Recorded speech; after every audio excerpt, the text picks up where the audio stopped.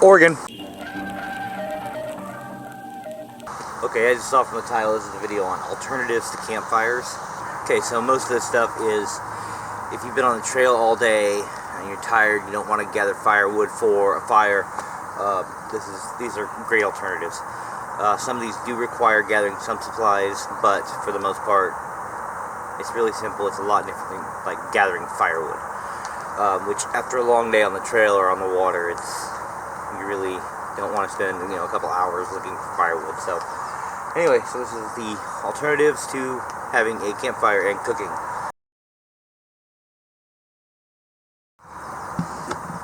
Alright, first up, I'm sure everybody has seen one of these at some point in their life. My parents used actually a Coleman like this, which I'm sure you've all seen before. It's a butane stove. Set it up real quick. I haven't used this thing in a long time, and I really didn't use it much. There we go. To begin with, so. Okay, so I haven't used this thing in a long time. Took me a minute to remember how to set it up, so. And there we go. Look at that. See? Then you can just take your pan or whatnot and set it on there. Look at that. Alright, get that off there. Okay, that's that. You probably have seen these a bunch of times. I'm sure every family who ever went camping ever had one of these.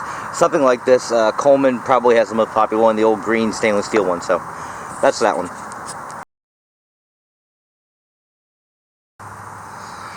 Alright, backpacker stove. Pretty simple. This one's a really cheap one.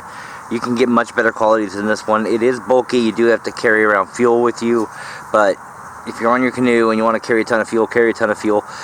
If you're on a backpack, you might want to get a bigger canister, especially if you're going to be doing more than boiling water, like cooking fish or whatnot. So, it starts up pretty simple too.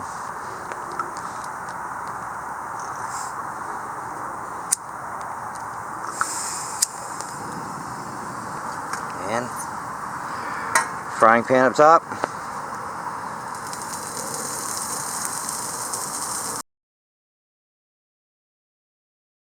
Alright, next up, Lixada twig stove. This thing doesn't weigh anything. It does come with a bowl that you can set in right here for the alcohol stove, but we're using it for the twig stove purpose today. So let me get a minute to get everything set up.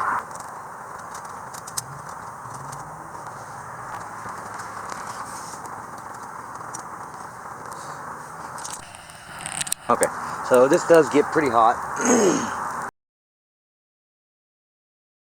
Okay, last up, this is another twig stove. This is made by a company called Rory Tory. It's obviously much bigger. There are a number of other brands that make these, but this is a Rory Tory for now. I think this one's way more efficient than the Lixada one. Let's set it up and I'll show you what I mean. Alright, it sets up like this. So, this is your bottom piece. Goes down with the holes down on the ground. Top piece, oops, that, your catch just drops right down in the center. So what that does, it's got the holes right here. Well, this thing, the base, the catch, it's just above where the holes are. See? And what that does is it promotes airflow right in through the bottom. Yeah, this thing will get super hot. This is the top, and we'll actually just this is the top, and we'll just put that on. It goes on like that, but we'll put it on after we get it going. So, all right, here we go. I can tell she's going really well. So the air is getting sucked in through there and just feeding this thing constant air. This is a bush grate that I put on top of it because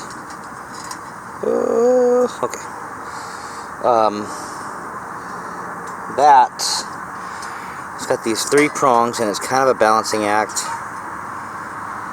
See? There we go. If I put the grate on top, you can just set it right on top. So, you know. Alright. But Russ, isn't that the same as a campfire? Well, no. A campfire looks like this. And like this. And like this. Get a boost there!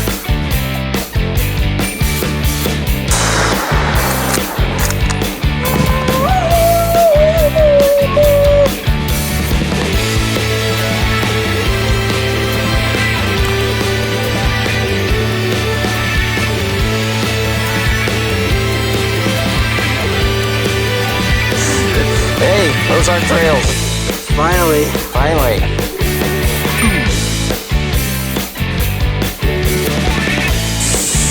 The backside of water.